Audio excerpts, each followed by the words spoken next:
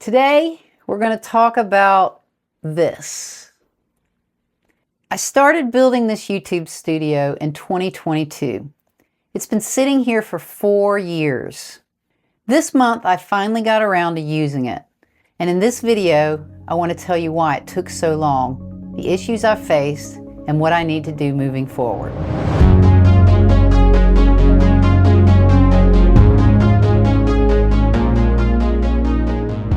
This is my YouTube studio.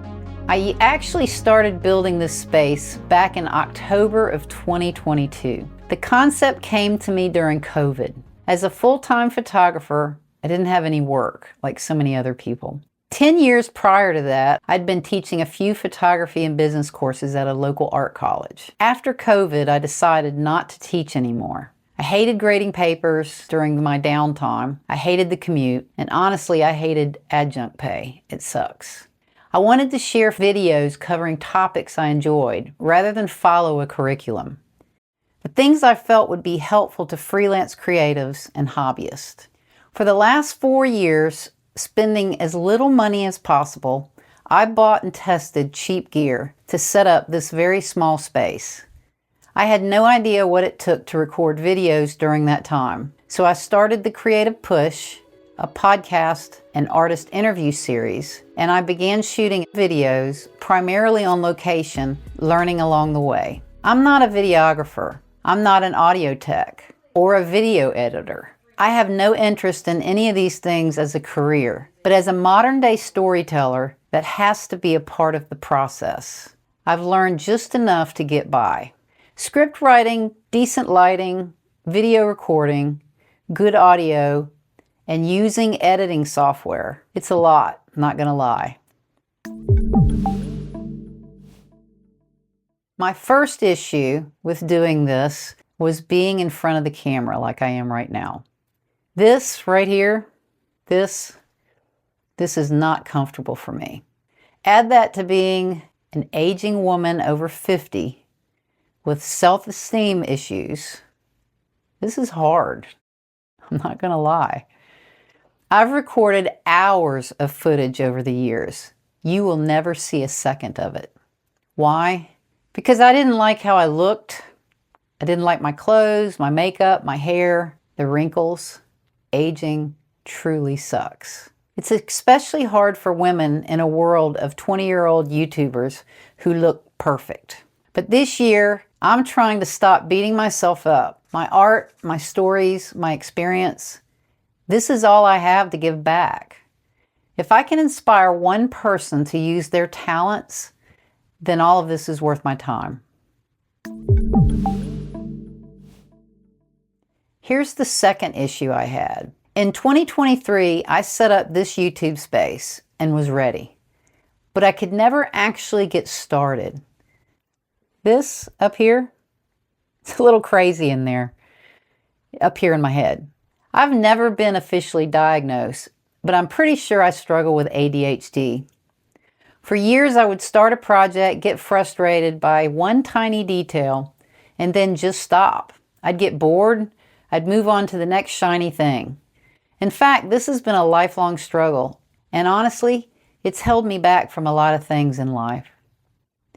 I've always referred to what's going on up here, this, as Hamster Head. You know, that relentless little rat that runs nonstop on a wheel but never goes anywhere? Yeah, that's my brain.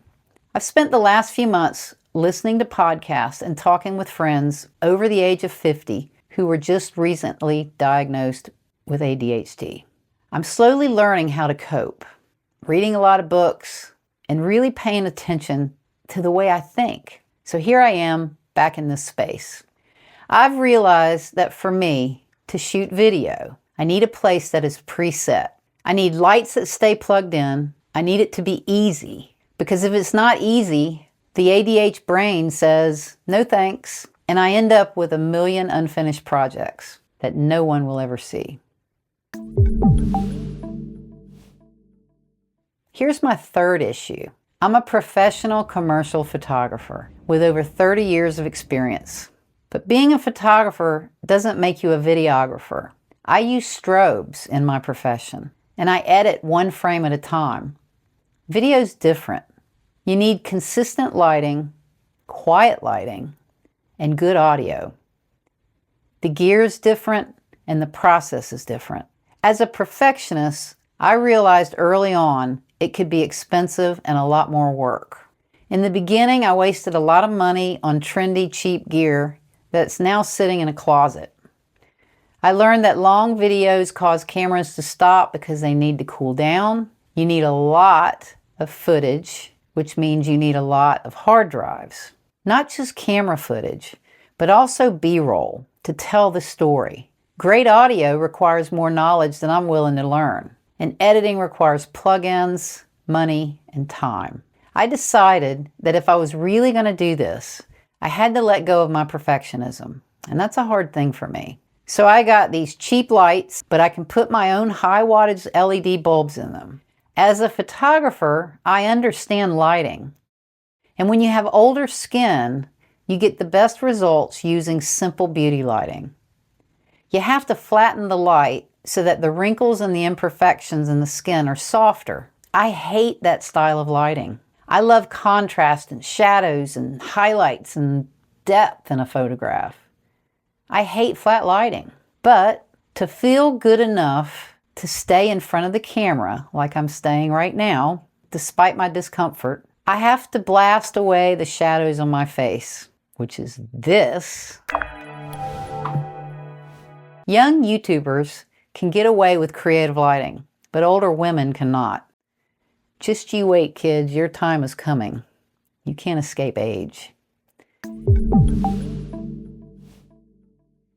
My fourth issue is that I need everything to be easy when I shoot my videos. I want to leave my setup so that my ADHD brain doesn't find any excuse to go do something else instead. Here in my basement, I only have this tiny little space available because the rest is my main studio for photographing headshots and products when I'm not shooting on location. Everything you see here was built on a low budget using a lot of stuff I already had. I built this desk from an old shipping pallet. I sanded it down, reconstructed the tabletop. I finished it with a fresh stain and clear coat. For the base, I repurposed an old metal file cabinet. I sanded and painted it matte black and put casters on the base so I can roll it around. The shelves are just old Barnwood I found, and the soundproofing is a temporary fix. An old rug on the floor with soundproof squares above my head. It's not great, but it helps. The temporary wall panels were the real experiment. After years of experience building sets in my original photography studio, I used some leftover Luan panels and framed them using scrap wood that I had in the garage. I wanted a high-end texture without paying for wallpaper. So I grabbed a bucket of drywall mud, added a thin layer of mud, and found this textured roller on Amazon and ran the roller over it with an alligator skin pattern while it was wet. It dried with this really cool texture. I installed conduit along the ceiling to secure the wall and to hang some of my lights on. The hardest part of this whole process is the camera setup. I'm using old cameras I had lying around the house because I didn't want to tie up my expensive gear that I use for my profession. Honestly, right now I'm using my cell phone because I got frustrated dealing with the microphone. And I didn't want to stop because if I stop, I change gears. The plan sounds simple. Push a button, record, and take the cards upstairs to edit. But doing this alone is a nightmare. I'm constantly fighting the camera placement and worrying if the lens is actually tracking me while I'm talking. It's a lot to juggle, trying to look comfortable, following a script, and making sure cameras are all recording properly, all at the same time.